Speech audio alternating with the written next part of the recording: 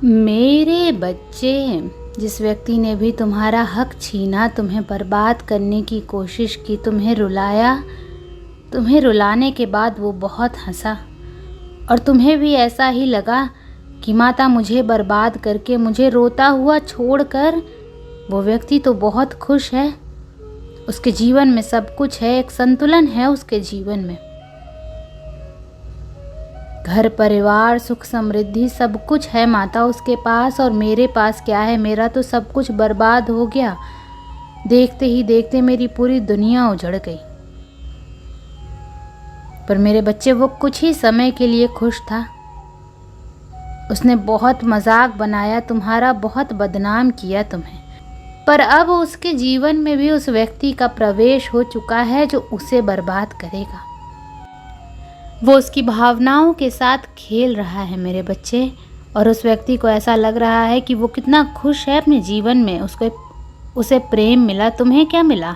तुम्हें दुनिया भर का अपमान सहना पड़ा। उसके भीतर इतना घमंड आ गया है कि उस घमंड में वो पागल हो गया है मेरे बच्चे। उसे कुछ दिख ही नहीं रहा है। उसकी आंखों पर अहम की पट्टी बंध गई है और उसे ऐसा लग रहा है कि वो बहुत सही है, उसके साथ कभी कुछ गलत होगा ही नहीं। कौन है जो उसके साथ गलत करेगा? पर अब उसके साथ वही सब कुछ होगा जो उसने दूसरों के साथ किया है, और जो लोग उसके साथ खड़े थे वो भी उसका साथ छोड़कर चले जाएंगे कि इसने जो किया था ये तो वहीं भुगत रहा है, इसके कर्म वापस आ रहे हैं इसके ऊपर। इसीलिए कहते हैं मेरे बच्चे कि उतना ही बुरा करो जितना बुरा सहने की शक्ति हो। पर वो व्यक्ति इन बातों पर यकीन नहीं रखता, वो व्यक्ति कर्म पर यकीन नहीं रखता है। उसे ऐसा लगता है कि वो किसी को भी रुलाएगा, प्रताड़ित करेगा, उसके ऊपर पलटकर वो बातें कभी नहीं होंगी, उसके साथ उतना बुरा कभी नहीं होगा, क्योंकि वो अभी तक तो खुश है। उसने इतने लोगों को रुलाया, इतने लोगों के साथ छल किया, धन लूटा, क्या कुछ नहीं किया उसने लोगों के साथ, पर वो खुश है। वो अभी भी हंस रहा है। उसके पास धन दौलत है, उसके पास उसका प्रेम है, उसके पास परिवार है, और इसी घमंड में जब वो किसी व्यक्ति पर सबसे ज़्यादा यकीन करेगा ये सोचकर कि उसे सब कुछ मिल रहा है, तभी उसके साथ धोखा होगा, जैसे उसने तुम्हारे साथ किया था। जब तुम उस पर सबसे ज़्यादा यकीन करने लगे थे, अपनी दुनिया मान बैठे थे, तभी उसने तुम्हें अपना असली रंग दिखाया था। अब उसके साथ भी वही सब कुछ होने वाला है। अब उसका घमंड तोड़ूंगी मैं। उसको धन हानि होगी, उसकी मान हानि होगी मेरे बच्चे।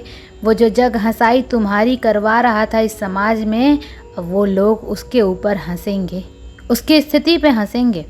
अब तो उस पर कोई दया भी नहीं खाएगा। लोग यही बोलेंगे कि किस बात की दया इस व्यक्ति पर, इसने इतने लोगों के साथ इतना छल किया है, इतने लोगों को रुलाया है, एक ना एक दिन तो इसे गिरना ही था, और अब उसके पास कोई सहारा नहीं होगा मेरे बच्चे। तभी मैंने तुमसे हमेशा एक बात कही है मेरे बच्चे कि हमेशा सकारात्मक सोचो, अच्छा सोचो। बुरी सी बुरी परिस्थिति में एक अच्छी बात ज़रूर होगी तुम्हारे पास जो बाकियों के पास नहीं है।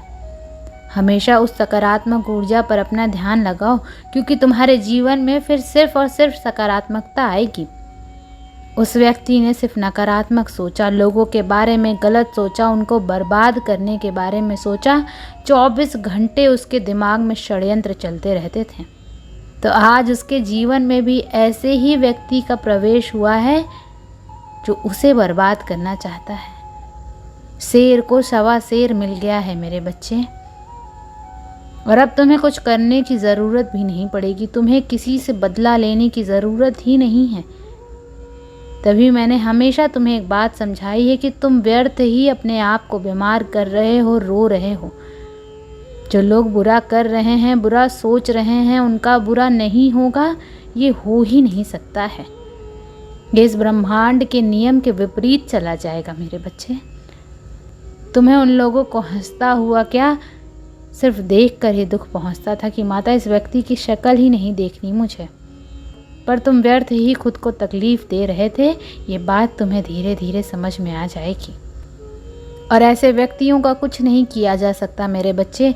जब परिस्थिति खराब होगी वो रोएगा, वो मेरे दर पर आएगा, वो तुमसे माफ़ी मांगेगा, वो हर व्यक्ति के सामने गिड़गिड़ाएगा, वो ऐसा प्रतीत करवाएगा कि उसे कितना अफसोस है अपने किए पापों का।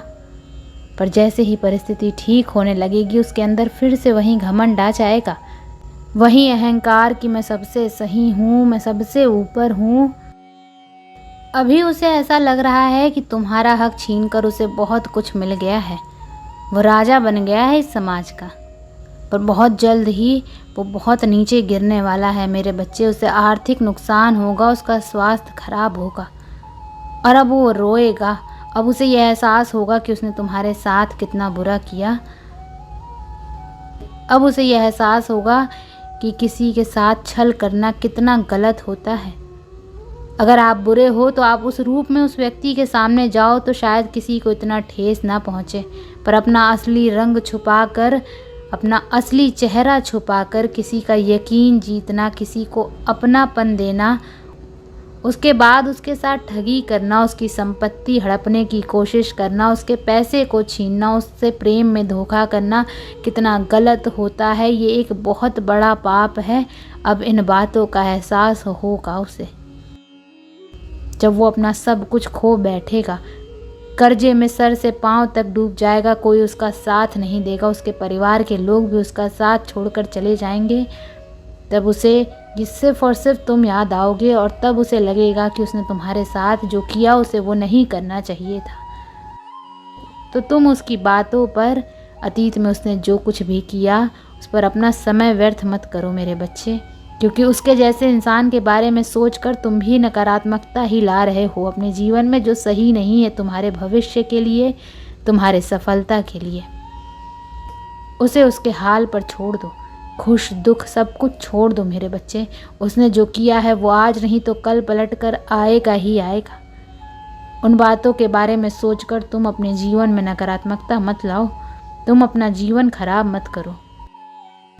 उसके साथ कोई नहीं है, जैसे वो तुम्हें अकेला छोड़ कर गया था, पर तुम्हारे साथ तो तुम्हारी माता थी ना।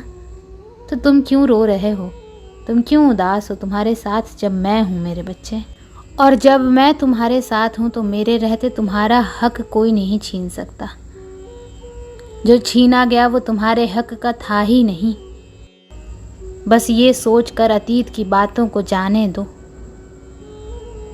ओम नमः शिवाय।